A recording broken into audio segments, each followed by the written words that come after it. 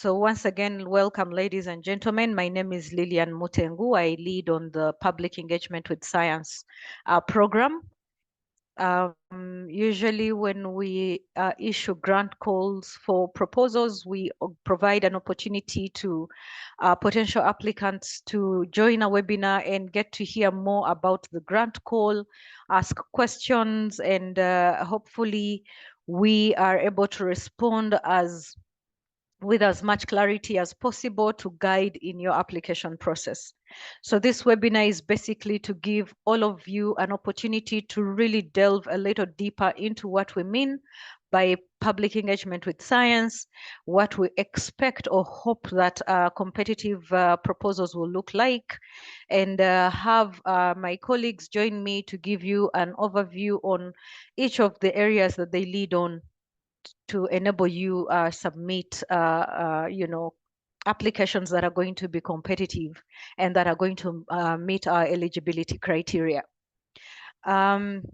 So unless my colleague has joined, Alphonsus Neba, I would at this point want to hand over to him to give us a few welcome remarks as the program manager for DELTAS Africa.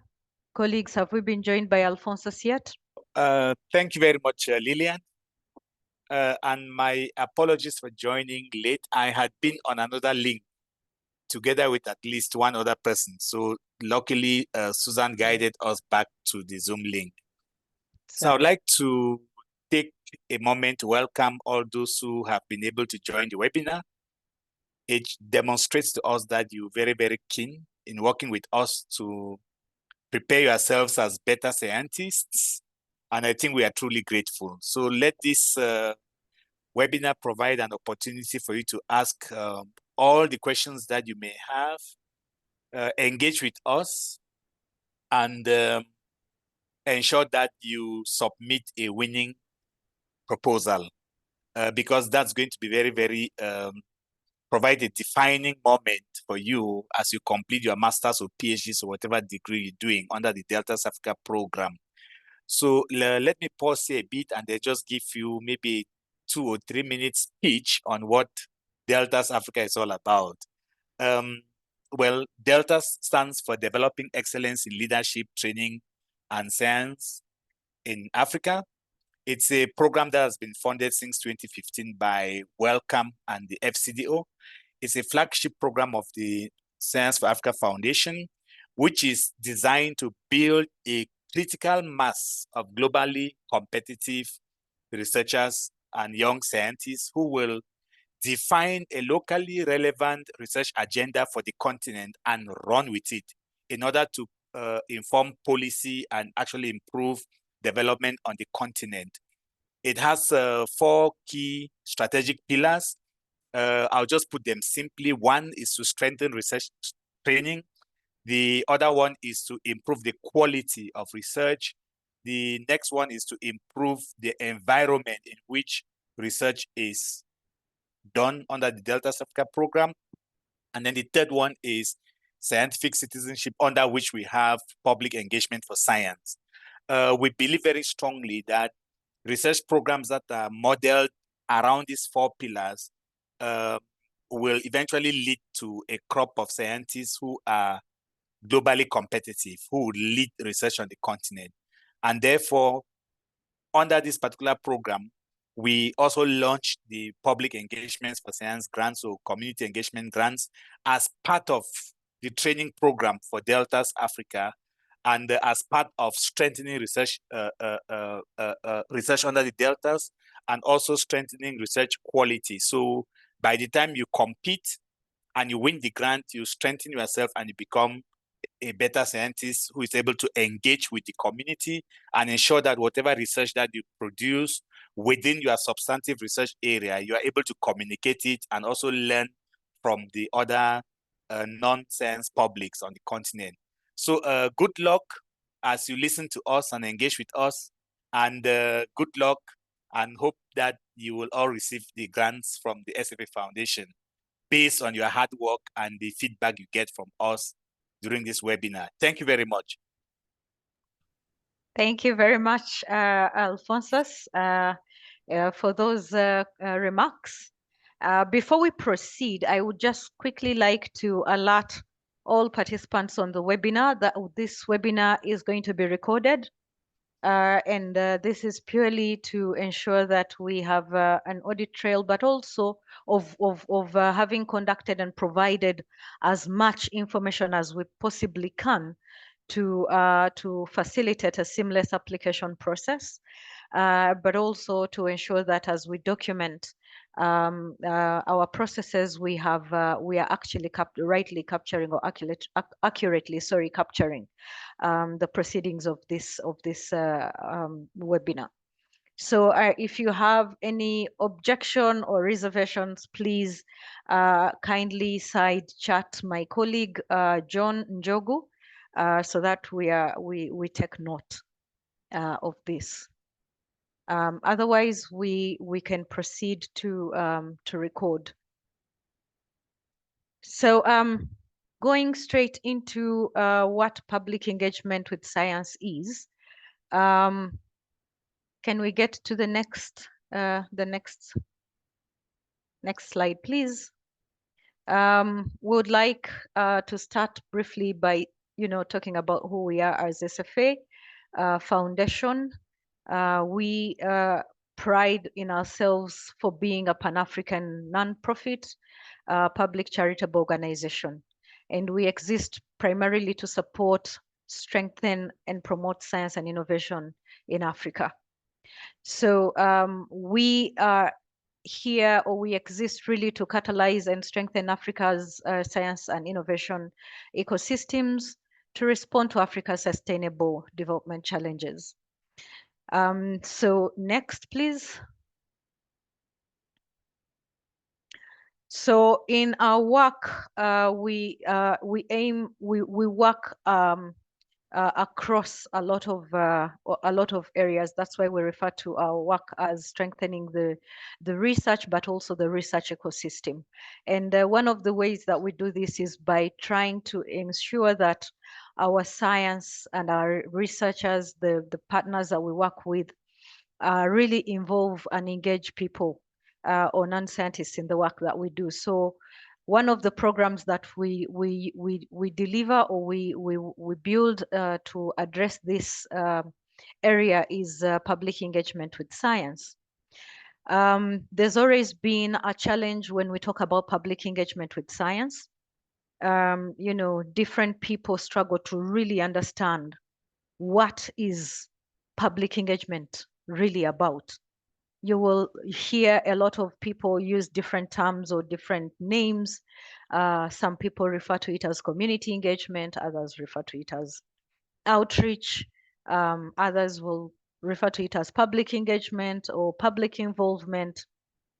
There will be, varied names that you will hear out there. When we are looking at innovation, you will hear of human-centered design. So these are all different ways that different groups and different individuals, look at or understand or refer to public engagement with science.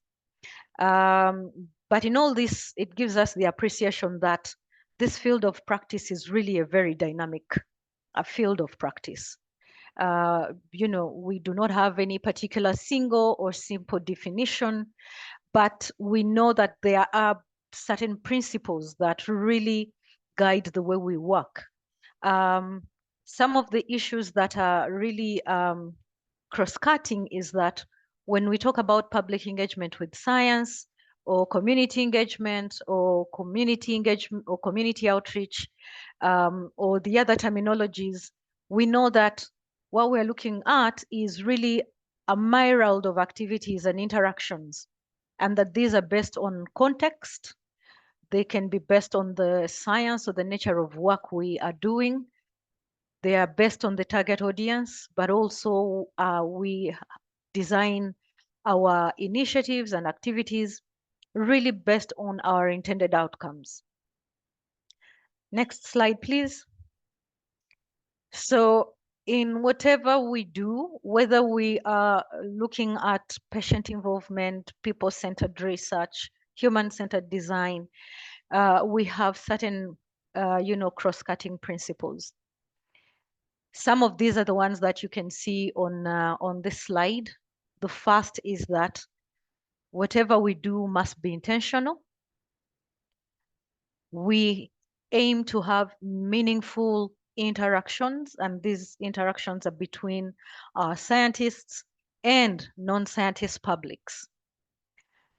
The other is that we are looking to provide opportunities for mutual learning between scientists and non-scientist publics. Usually we refer to this as research competency, complementing socio-cultural competency, and the reverse is true. So the researchers or scientists bring their competency in research, while non-scientist publics bring their socio-cultural competencies to the fore, and both work together for mutual benefit. The other is that public engagement with science really seeks perspectives from non-scientists. The aim is really to be able to do more listening, to be able to hear what our communities and our different targeted audiences are looking to share with us, whether it is their concerns, whether it's their fears, whether it's their, their expertise, what all that means in terms of us strengthening the work that we're doing. So we seek perspectives with the aim of enriching our science. And then we go beyond really trying to understand scientific work and its impacts. In most cases, what we do in the field of science, when we are reaching out to communities or wider publics that are non-scientific, our aim is we go out to help provide information about science. And the aim is to get people to see the impact or the outcomes of our work, of our research. Public engagement goes beyond what we collectively know as either result dissemination or sometimes what people refer to as science communication or communication, into trying to address other complex issues. And here we look at aspects of trust by the public. We look at how we can build familiarity with different worldviews. We look at helping researchers understand social structure and how that really impacts the work that we do. And then we also aim to ensure that we advocate for inclusion of those whom we seek to serve, so that we are not just including them at the very end, but really bringing them on board from the start. So we push in public engagement, we push for inclusion and demographic diversity. We want to see more players, non-scientific actors, really bringing their contribution to science. And finally, of course, in whatever we do, we are seeking transparency, because whenever we do science, sometimes we are afraid to be able to speak of our failures, of our challenges, but engagement seeks to ensure that there is transparency and being able to help communities in understanding limitations that science can meet, but also in being able to manage community expectations. And we can only do that through making sure that we actually promote transparency. Next slide, please. So the goal of the program really is that alongside the investments we make in science on the continent, we seek to support engagement with non-scientists across the entire research life cycle. This includes from the design all through to research conduct and finally to close out. And the aim is to get the best out of science for society. So whatever we do, we try to do this by creating trusted relationships, especially with those who are most affected, who we seek to serve, by being able to amplify their voices, their actions, in order to enable collective change. So our goal is there. We basically work to build the bridge between science and society, and we do this through two objectives. We empower scientists to engage and co-create science with non-scientist publics, But also on the other side, we try and provide mechanisms for society to really trust, access, and use science and science outcomes. Next. So in all this, a lot of people will ask, so why do we even bother? Why are we doing what we're doing? So the justification is that we really aim to ensure, like I had said, we work to ensure collective change, that whatever we are doing in science is for society to enable collective change. We also want to recognize, we want science to recognize the importance of multiple realms of knowledge and perspectives. And this speaks to the fact that we aim to promote mutual learning, mutual benefit.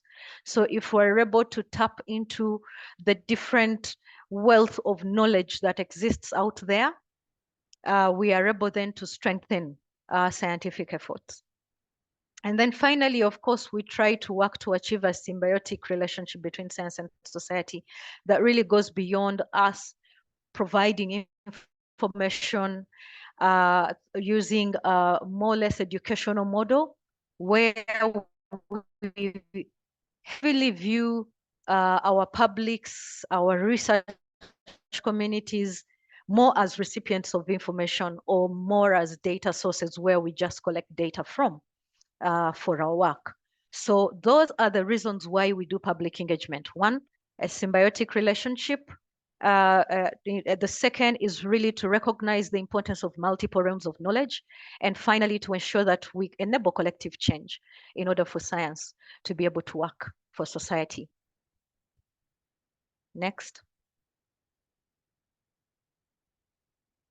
So this is our strategy, and I won't delve deep into that. I'll just focus on the first strand or the first work package, which looks at capacity strengthening. So through capacity strengthening, one of the things that we do is to provide grants, and these grants is what we're doing currently is falls under this particular initiative. We provide grants to researchers. The aim is that we would like to see more and more researchers, more and more research leaders begin to take a deliberate or more intentional approach in understanding the value of working with non-scientists to enrich their science. In most cases, what happens is when scientists write their protocols or the research proposals, the focus is on the science, the data, the labs, and many tend to think of how do we work with the communities that we're going to collect data from or that we're going to work with. And so you will find that planning and budgeting for this particular component is often missing.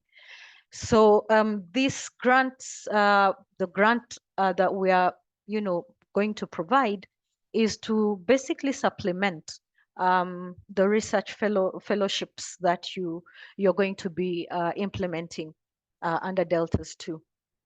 So that is just to show you that our model of delivery under capacity strengthening includes providing grants, which is the purpose or the focal aim why we are here today.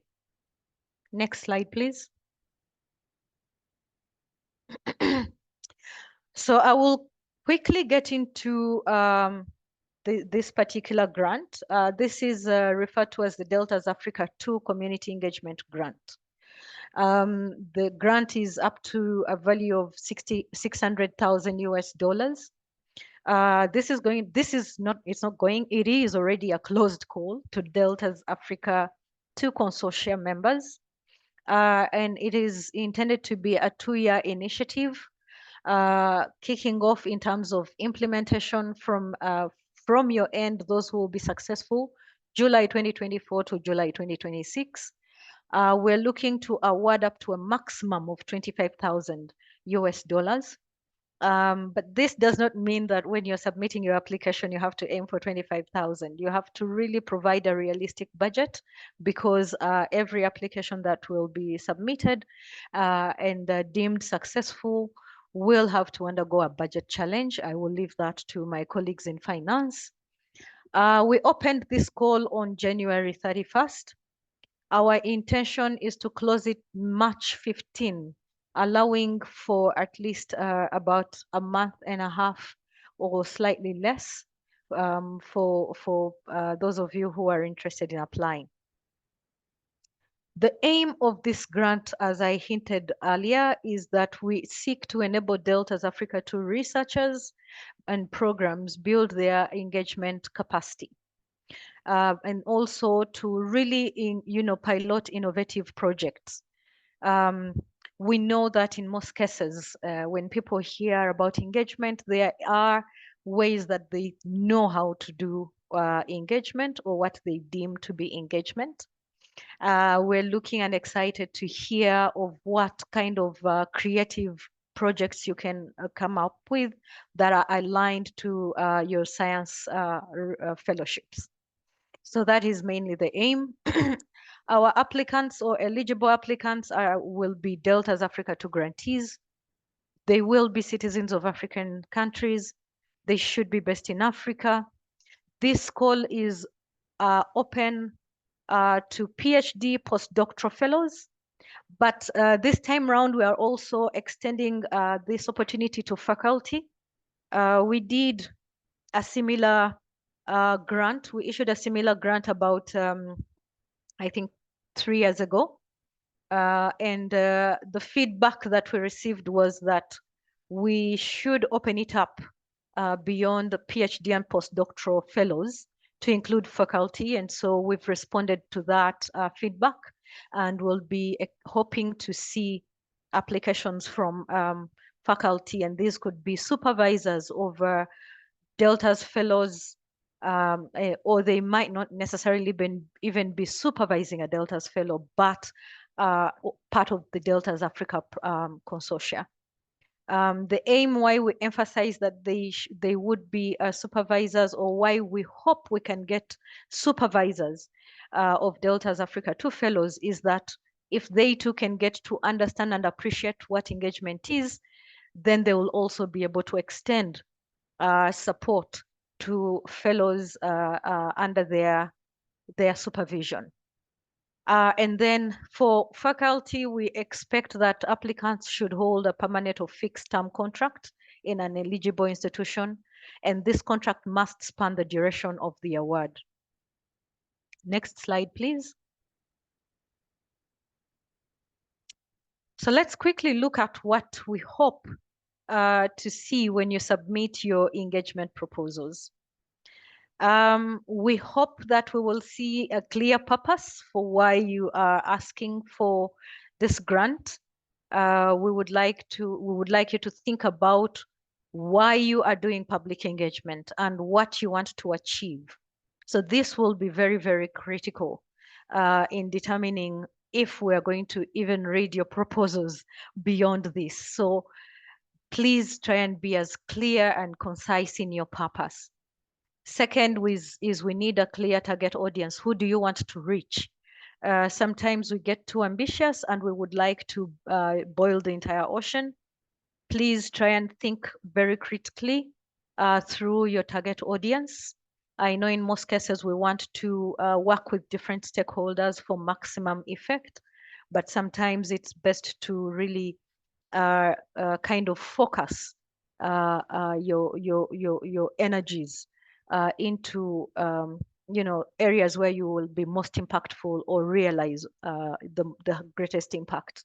So please clearly think through who your target audience should be and why. That will also be another aspect we'll be looking to see. We are really encouraging you to think outside the box.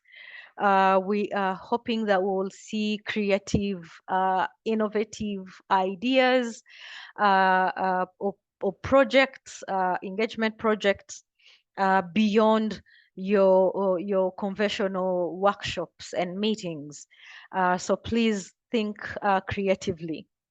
We do not want a unidirectional approach where you're going to be speaking to your audiences. We want to see a bidirectional or dialogical approach where you're actually engaged in discussion, conversation, discourse with your target audiences. So that is an approach we'll be really excited to read about. Let's remember that engagement is not health promotion. It is not telling people what to do, or it is not social marketing. So any of these that fall under bullet 4, if we see that, unfortunately, that will be the first disqualification. We expect a budget that really aligns with your proposed idea or project. It must be able to speak to the activities that you're doing. If it's under budget, of course, we will be raising questions. If it's over budget, still we'll be raising questions. We are looking at engagement projects that are going to span the entire research life cycle, and that is why we have allocated at least a 2-year timeline for these projects. They could be, that timeline could be shorter depending on your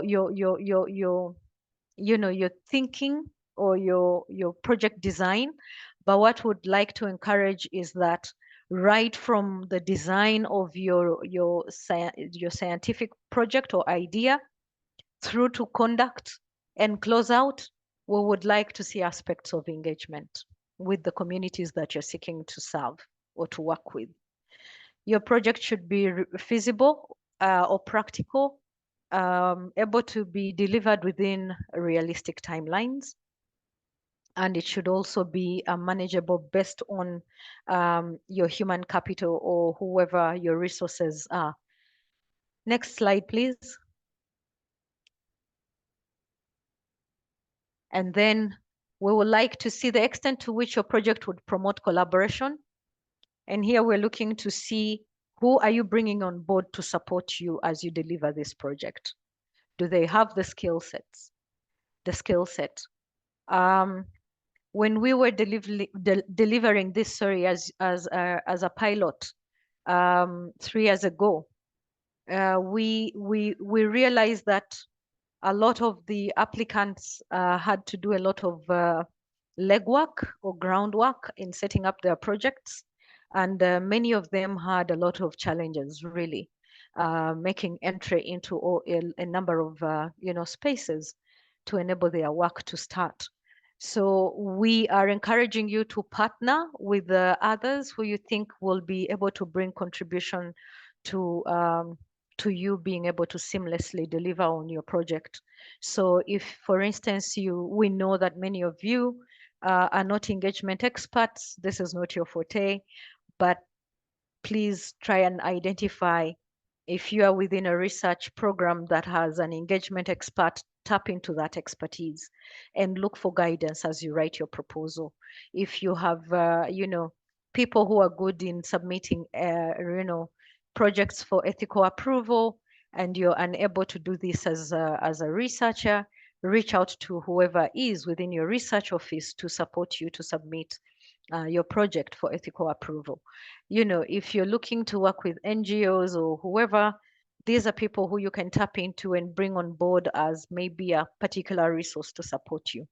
So that's what we're looking to see. How are you going to be able to promote collaboration across the different aspects of the work that you're going to propose and ensure that they are bringing on their skill set to make sure that this is a strong project. Ability to be flexible, working with communities, working with non-science audiences can be daunting. The communities or people we work with as human beings, we're generally complex. So you need to be able to factor this as you develop your project. If you are proposing an idea or a project that is going to require meeting certain groups of people, make sure that there is a lot of flexibility. If you do certain things or if you plan for a certain activity and people are not going to be available, how are you able to quickly, change whatever, plans that you had laid down? So there needs to be really a key element of flexibility. And then of course, good projects build on evidence. We will hope to support many of you in building an M&E component within your project, because we hope that these projects will also be used as learning opportunities for others. The projects that we did in phase 1 informed a lot of our planning and the funding for this particular phase. Researchers getting involved is purely to say, work with others who are interested in joining you, even if they've not been successful. Tap into them, and may they be able to join you and be able to learn and also get to experience what it means if you're to engage with communities. There might be colleagues who have not been successful, or colleagues who have not taken opportunity to apply. But if they do not apply, or if they've not been successful, are you able to work with them as you deliver your work? So being able to reach out to others and getting them involved. And of course, having shared understanding and support from leadership is critical. That is why we are encouraging faculty to join and submit applications if they're also interested, but really trying to see how we can be able to get support from leadership as you deliver on these projects, to ensure that they do not see this as something that is taking away from your science, but really to see it as complementary to your science. And finally, you need to really have genuine desire to link science and society. That is what we're going to be looking at when we are reviewing your proposals. Next question. I mean, sorry. Well, I think this brings me to my final slide. Go back, sorry, on the FAQs. So I'll stop here for now and just quickly ask my colleagues who are helping me with managing time how we are doing, whether we should open up the floor for an FAQ, or we should first hear from our other colleagues in terms of the grant management process, and quickly on finance. Susan? So for those who have not started their portals before, you need to register on the Agaseke Grants Management System. It's an easy two-step where you accept the privacy statements and you create your portal under your name. Just create one portal. Don't need to create more than one. If your organization does not appear on the organizational list, please write to us. We'll validate it on the system and you'll be good to go. But that should not stop you from doing anything. So once you come onto the system on your home page, let me make this a little bit bigger. You will find the applications page, the applications tab. You click on that and then you start a new application.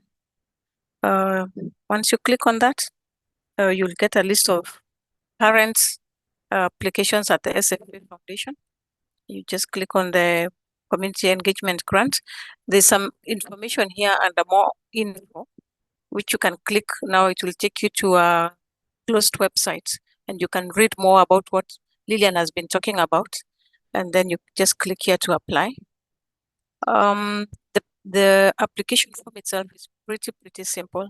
You will not struggle at all. On the left-hand side, it shows you the pages, and once you finish, the validation summary will go green and you can submit. So I just wanted to show you, give you a few tips that when you're filling the program that you are affiliated to here, these are the programs that are currently managing DELTAS Africa 2 grants. You will just pick one. And once you pick it and you submit it, during part of the triage, we will be writing to your program to check if you're actually an affiliate in that program. So just a heads up. And then the other heads up I can give you is on the budget.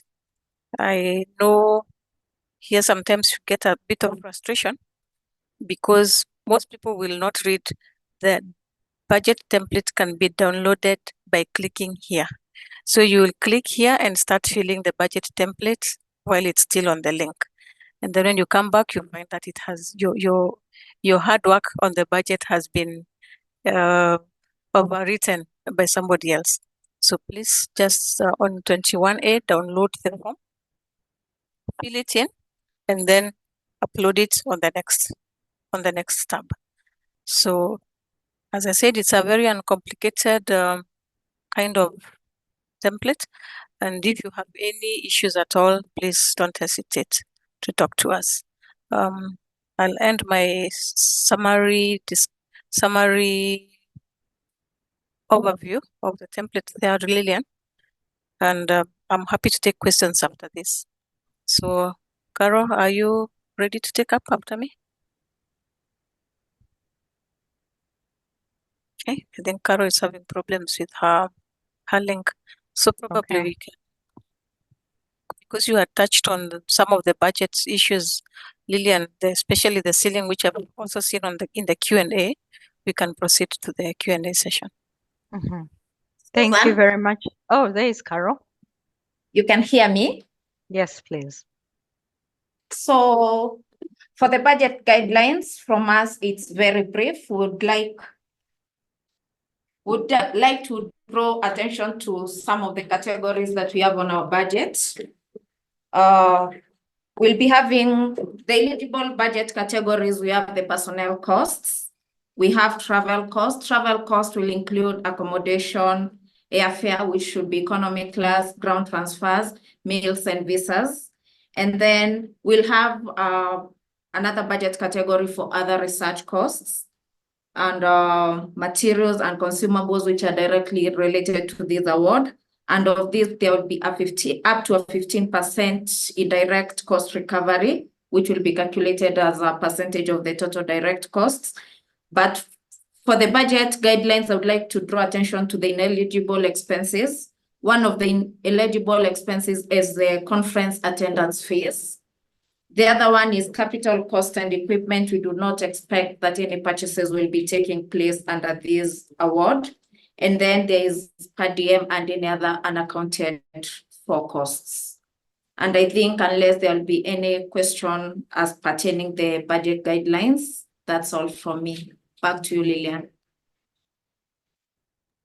Thank you very much, Carol, for that. And just to pick from where she has stopped, just to let you know that the issue of indirect costs is a new budget category, just like personnel. Those of you who participated in Seed Fund 1 must remember that we did not have staff or personnel, not staff, personnel costs and indirect costs. So this was feedback from our review of the pilot grant, and we've responded positively. Hopefully this will kind of be a welcome aspect to this particular grant. So thank you very much. And with that, I would like to open up the floor for questions and answers. So my colleagues, please feel free to chip in so that all questions are not answered by only me. So yes, please opening up the floor. I know that we have questions online, but if you also have questions, feel free to raise them here verbally.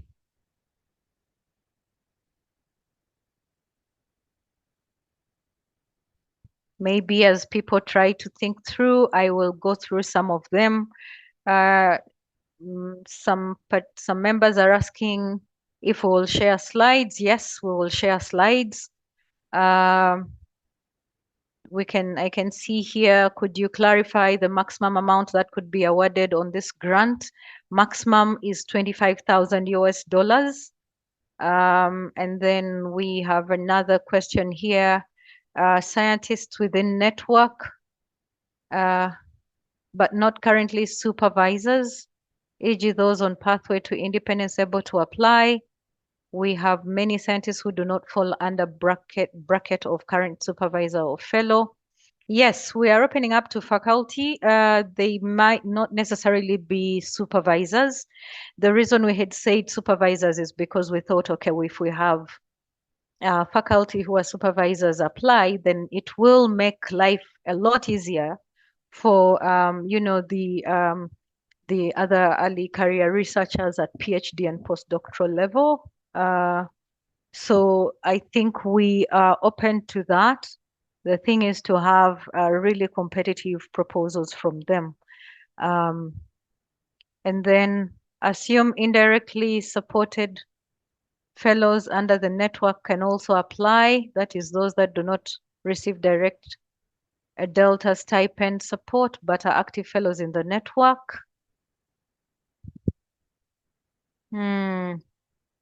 Well, I will like to anybody here who wishes to come to join in responding to this question. This category for now, I will say, is not a category we had considered, but I think we are happy to have an internal discussion and see. Our focus was DELTAS Africa 2 grantees.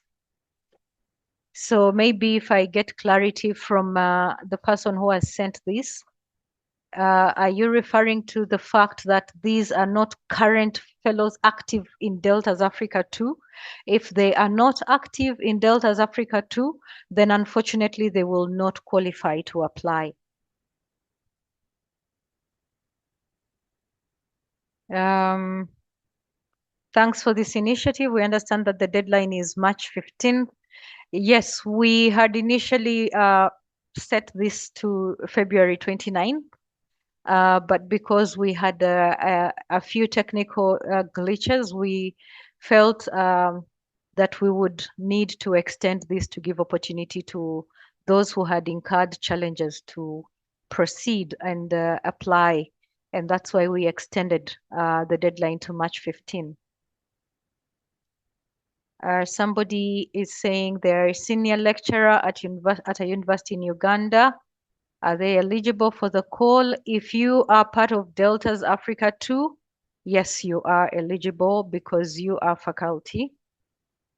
Appreciation to SFA. Okay, I have a budget query. Do we budget in publications open access cost, or will SFA cover that separately through their open access funding mechanism? Susan, would you like to respond to this? Yes. Under this particular grant, we do not have a budget for publishing, but Susan, would you like to respond to this one? Yes, happy to do that. So yes, if the publication is supported by any of the DELTAS Africa grants, including this particular community engagement grant, then you qualify for the open access publications. First, because you're a fellow, and secondly, because you're a fellow supported under DELTAS Africa. But as I always say, it's conditional. There are three boxes that you have to tick for us to activate this support. One, you have to acknowledge DELTAS Africa funding. And then secondly, it has to be in a non-predatory publishing house. And then thirdly, it has to be vetted through your consortia before it comes to SFA Foundation. Thank you. Thank you, Susan.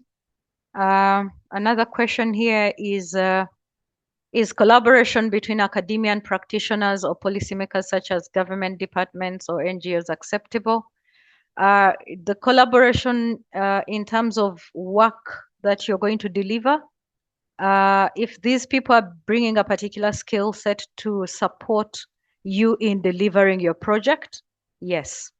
If you are, however, looking to work with these categories as your target audience for the project, there is going to be a yes and a no.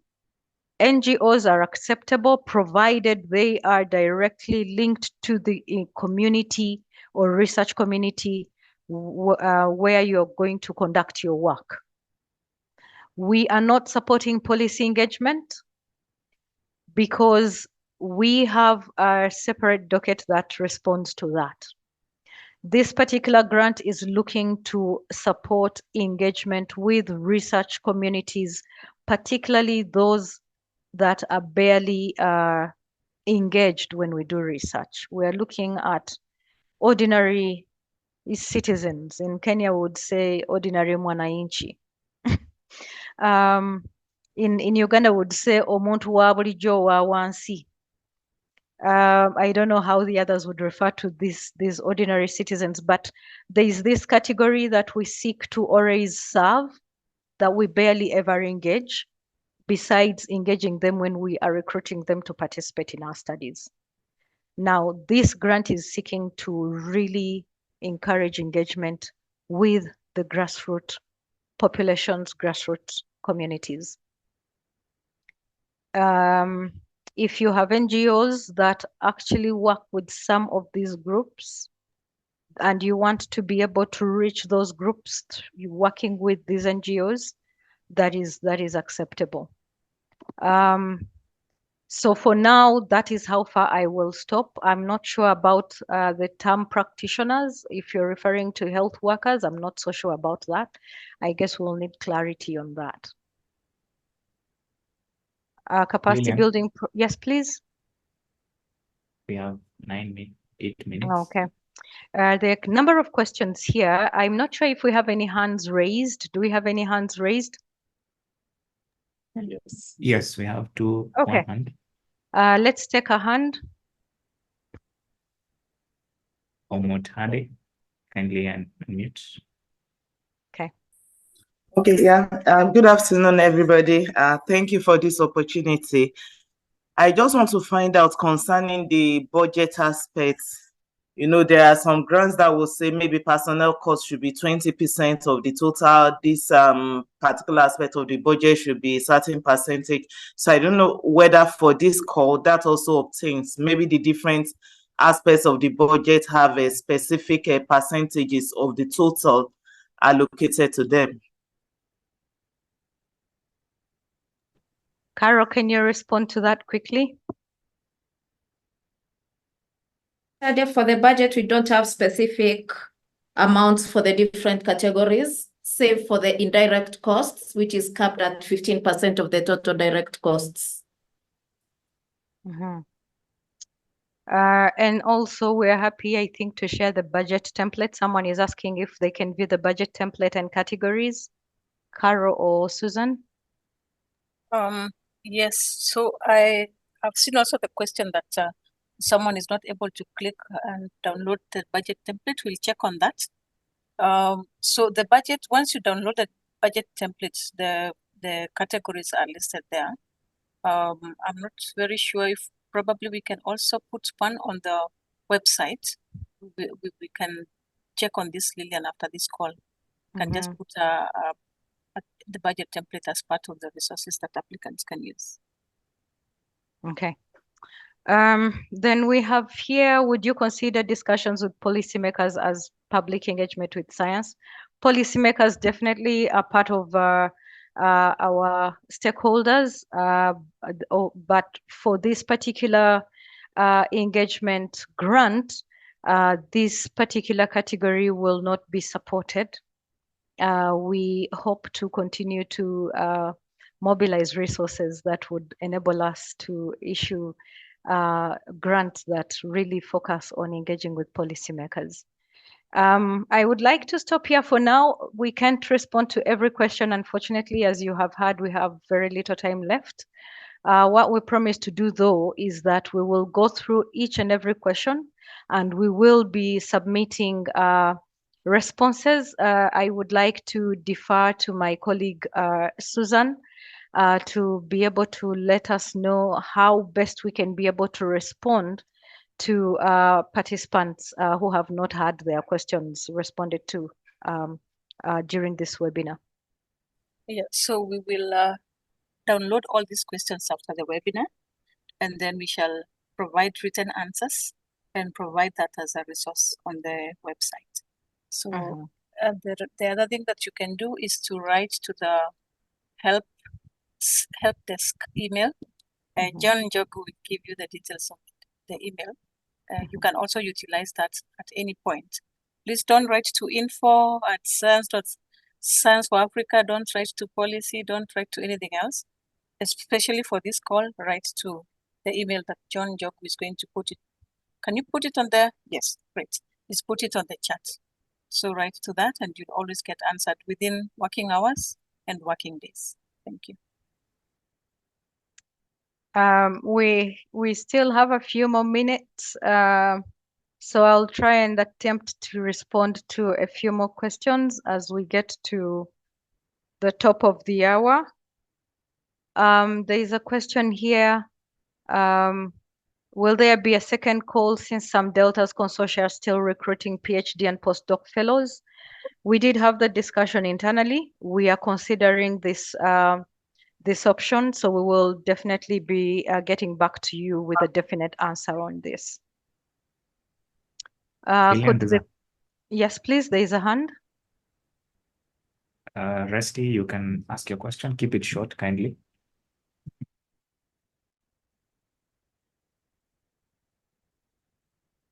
Rusty, you can unmute. Yes, please. Okay, I'll keep it short. I have one quick one.